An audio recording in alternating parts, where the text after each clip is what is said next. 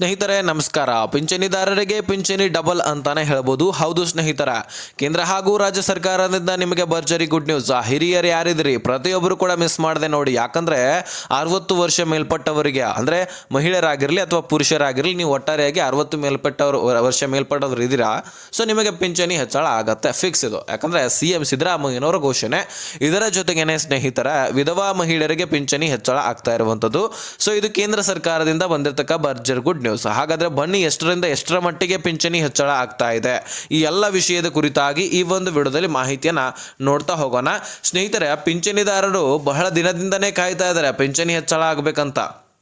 ಮತ್ತೆ ಇಲ್ಲಿ ಇನ್ನೊಂದು ವಿಷಯ ಏನಪ್ಪಾ ಅಂದ್ರೆ, ಅಂಗವಿಕಲರು ಕೂಡ ಕೇಳ್ಬೋದು ನಮಗೆ ಯಾಕೆ ಹೆಚ್ಚಳ ಇಲ್ಲ ಸರ್ ಅಂತ.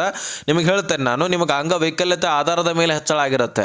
ಅಂದ್ರೆ ಒಬ್ಬೊಬ್ಬರಿಗೆ ಒಂದು ಬೆರಳು ಇರಲಿಲ್ಲ ಅಂದ್ರೆ ಅವ್ರಿಗೆ 400 ರೂಪಾಯಿ ಜಮಾ ಆಗ್ತಾ ಇದ್ರೆ, ಒಬ್ಬೊಬ್ಬರಿಗೆ ಒಂದು ಕೈಯೇ ಇರೋದಿಲ್ಲ ಅವ್ರಿಗೆ 1000 ರೂಪಾಯಿ ಜಮಾ ಆಗುತ್ತೆ. ಇನ್ನೊಬ್ಬರಿಗೆ 2 ಕೈಯೇ ಇರೋದಿಲ್ಲ ಅವ್ರಿಗೆ 1500 ರೂಪಾಯಿ ಜಮಾ ಆಗುತ್ತೆ. ಹೀಗೆ ಅಂಗವೈಕಲ್ಯತೆ ಯಾರಿಗೆ ಹೆಚ್ಚಳತೆ ಇರುತ್ತೋ ಅವ್ರಿಗೆ ಹೆಚ್ಚಿನ ದುಡ್ಡು ಜಮಾ ಆಗುತ್ತೆ. ಹಾಗಾಗಿ ನಿಮಗೆ ಆಲ್ರೆಡಿ ಹೆಚ್ಚಳನೇ ಇರುತ್ತೆ. ಇನ್ನೂ ಹೆಚ್ಚಳ ಮಾಡಿ ಅಂದ್ರೆ ಸರ್ಕಾರ ಏನು ಮಾಡ್ಲಿಕ್ಕೆ ಬರೋದಿಲ್ಲ. ಒಟ್ಟಾರೆಯಾಗಿ ನಿಮಗೆ ಎಷ್ಟು ಅಂಗವೈಕಲ್ಯತೆ ಇರುತ್ತೆ ಅದರ ಆಧಾರದ ಮೇಲೆ ನಿಮಗೆ ದುಡ್ಡು ಜಮಾ ಆಗ್ತಾ ಇರತ್ತೆ.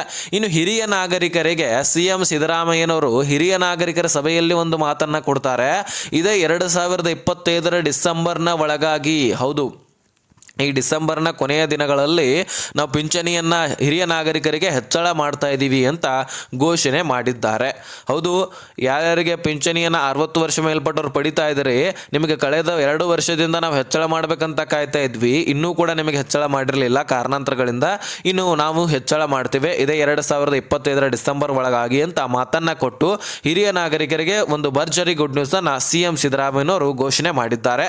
ಆದರೆ ಇದನ್ನ ಜಾರಿ ಮಾಡ್ತಾರ ಅನ್ನೋದೇ ಒಂದು ಕಾಯ್ದು ನೋಡಬೇಕಾಗಿರ್ತಕ್ಕಂಥದ್ದು. ಯಾಕಂದ್ರೆ ಗ್ಯಾರಂಟಿ ಯೋಜನೆಗಳಿಗೆ ದುಡ್ಡೇ ಸಾಲ್ತಾ ಇಲ್ಲ. ಹಾಗಾದ್ರೆ ಈಗ ಪಿಂಚಣಿ ಯೋಜನೆಯಲ್ಲಿ ಇನ್ನೂ ಹೆಚ್ಚಳ ಮಾಡಿ ಜಮಾ ಮಾಡ್ತಾರ? ಒಟ್ಟಾರೆಯಾಗಿ ವೆರಿಫಿಕೇಶನ್ ಅಂತೂ ಆಗಿದೆ, ಕಡಿಮೆ ಜನ ಆಗಿರ್ತಾರೆ. ಅಂದ್ರೆ ಸುಮಾರು 23 ಲಕ್ಷಕ್ಕಿಂತ ಹೆಚ್ಚಿನ ಪಿಂಚಣಿದಾರರನ್ನ ತೆಗೆದಾಕುವಂತಹ ಕೆಲಸ ಮಾಡಿದ್ದಾರೆ. ಅದರಲ್ಲಿ ಫೇಕ್ ಡಾಕ್ಯುಮೆಂಟ್ಸ್ಗಳನ್ನ ಹೊಂದಿದವರು ಬಂದರು. ಇನ್ನು ಯಾರು ತೀರಿ ಹೋಗಿರ್ತಾರೆ ಅವರ ಕುಟುಂಬಸ್ಥರು ಇನ್ನೂ ಕೂಡ ಅವರ ಹೆಸರಲ್ಲಿ ಪಿಂಚಣಿ ಪಡಿತಾ ಇದ್ದವರು ಬಂದರು. ಅವರೆಲ್ಲರನ್ನೂ ಕೂಡ ತೆಗೆದಾಕಿ, ಒಂದು ವೇಳೆ ನೀವು ಪಿಂಚಣಿಯನ್ನು ಪಡ್ಕೊಳ್ಬೇಕಂದ್ರೆ ನೀವು ಒಂದು ಕೆಲಸ ಮಾಡ್ಬೋದು. ನಾನು ಹಿರಿಯ ನಾಗರಿಕರಿಗೂ ಹೇಳ್ತಾ ಇದ್ದೀನಿ, ಅಂಗವಿಕಲರಿಗೂ ಕೂಡ ಹೇಳ್ತಾ ಇದ್ದೀನಿ, ವಿಧವಾ ಮಹಿಳೆಯರಿಗೂ ಕೂಡ ಹೇಳ್ತಾ ಇದ್ದೀನಿ. ನಿಮಗೆ ಪಿಂಚಣಿ ಏನಾದರೂ ನಿಂತು ಹೋಗಿದ್ರೆ ಒಂದು ಕೆಲಸ ಮಾಡಬೇಕು. ನೀವು ಎಲಿಜಿಬಲ್ ಇದ್ರೂ ಸಹಿತ ನಿಂತು ಹೋಗಿದ್ರೆ ಖಂಡಿತವಾಗ್ಲೂ ಈ ಕೆಲಸ ಮಾಡಿದ್ರೆ ಜಮಾ ಆಗುತ್ತೆ. ಎಲಿಜಿಬಲ್ ಇಲ್ಲ ಅಂದರೆ ದಯಮಾಡಿ ಆ ಕೆಲಸನೇ ಮಾಡಬೇಡಿ, ನಿಮಗೆ ಜಮಾನೂ ಆಗೋದಿಲ್ಲ. ಎಲಿಜಿಬಲ್ ಇದ್ರೂ ಸಹಿತ ದುಡ್ಡು ಬರ್ತಾ ಇಲ್ಲ ಅಂದರೆ ನಿಮ್ಮ ಲೈಫ್ ಸರ್ಟಿಫಿಕೇಟನ್ನು, ನಿಮ್ಮ ಜೀವಿತ ಪ್ರಮಾಣ ಪತ್ರ ನೀವು ಏನು ಮಾಡಬೇಕು, ಯಾವ ಬ್ಯಾಂಕ್ನಲ್ಲಿ ದುಡ್ಡನ್ನು ಪಡ್ಕೊಳ್ತಾ ಇರ್ತೀರಿ, ಯಾವ ಬ್ಯಾಂಕ್ನಲ್ಲಿ ಅಕೌಂಟ್ ಇರುತ್ತೆ ಆ ಬ್ಯಾಂಕಿಗೆ ಹೋಗಿ ನೀವು ಇದನ್ನು ಸಬ್ಮಿಟ್ ಮಾಡಬೇಕು, ಕೊಡಬೇಕು. ನೀವೇ ಕೊಟ್ಟರೆ ಬೆಟರು. ಇಲ್ಲ ಅಂದರೆ ಮನೆಯಲ್ಲಿರ್ತಕ್ಕಂತಹ ಕುಟುಂಬಸ್ಥರನ್ನು ಕಳುಹಿಸಿ ವಿಡಿಯೋ ಕಾಲ್ನ ಮುಖಾಂತರ ನೀವು ಬದುಕಿದ್ದೀರಾ ಅಂತಕ್ಕಂಥದನ್ನ ಕನ್ಫರ್ಮ್ ಮಾಡಿ ಸಾಕು, ನಿಮಗೆ ಜಮಾ ಆಗುತ್ತೆ. ಸರ್ಕಾರ ಹೇಳ್ತಾ ಇರೋದು ಅದೇ, ಓಕೆ ನಿಮಗೆ ಎಲಿಜಿಬಲ್ ಇದ್ರಿ ಆದರೂ ಸಹಿತ ದುಡ್ಡು ಬರ್ತಾ ಇಲ್ವಾ, ಈ ಕೆಲಸ ಮಾಡಿ ತಾನೆ ಜಮಾ ಮಾಡ್ತೀವಿ ಅಂತ ಸರ್ಕಾರವೇ ಕೂಗಿ ಹೇಳ್ತಾ ಇದೆ. ಯಾಕಂದ್ರೆ ಡಾಕ್ಯುಮೆಂಟ್ಸ್ ವೆರಿಫಿಕೇಶನ್ ಆದ ಬಳಿಕ ಲಕ್ಷಾಂತರ ಪಿಂಚಣಿದಾರನ ತೆಗೆದಿದೆ, 23 ಲಕ್ಷಕ್ಕಿಂತ ಹೆಚ್ಚಿನ ಫಲಾನುಭವಿಗಳನ್ನು ತೆಗೆದಾಕಿದೆ. ಹಾಗಾಗಿ ನಿಮಗೆ ಪಿಂಚಣಿಯನ್ನು ಹೆಚ್ಚಳ ಮಾಡಿದ್ರು ಸರ್ಕಾರಕ್ಕೆ ಅಷ್ಟೊಂದೇನು ಲಾಸ್ ಬೀಳೋದಿಲ್ಲ. ಹಾಗಾಗಿ ನಿಮಗೆ ಪಿಂಚಣಿಯನ್ನು ಹೆಚ್ಚಳ ಮಾಡುವಂತಹ ಸಾಧ್ಯತೆ ಹೆಚ್ಚಳ ಆಗಿದೆ. ಇನ್ನು ವಿಧವಾ ಮಹಿಳೆಯರಿಗೆ ಕೇಂದ್ರ ಸರ್ಕಾರದಿಂದ ಹೆಚ್ಚಳ ಆಗ್ತಾ ಇದ್ದು, ನಿಮ್ಮ ಬೆಳವಣಿಗೆಗೆ, ನಿಮ್ಮ ಸಬಲೀಕರಣಕ್ಕೆ, ನಿಮ್ಮ ಮಕ್ಕಳ ವಿದ್ಯಾಭ್ಯಾಸಕ್ಕಾಗಿ ನಿಮ್ಮ ಬಹಳಷ್ಟು ದುಡಿಮೆ ಮಾಡಿದ್ರೆ ನಿಮಗೆ ಖರ್ಚು ವೆಚ್ಚಕ್ಕೆ ಸಾಲ್ತಾ ಇರೋದಿಲ್ಲ. ಹಾಗಾಗಿ ವಿಧವಾ ಮಹಿಳೆಯರಿಗೆ ಒಂದು ಸ್ವಲ್ಪ ಬಲ ತುಂಬೋಗೋಸ್ಕರ ಕೇಂದ್ರ ಸರ್ಕಾರ ಹೆಚ್ಚುವರಿ ದುಡ್ಡನ್ನು ಕೊಡ್ತಾ ಇದೆ.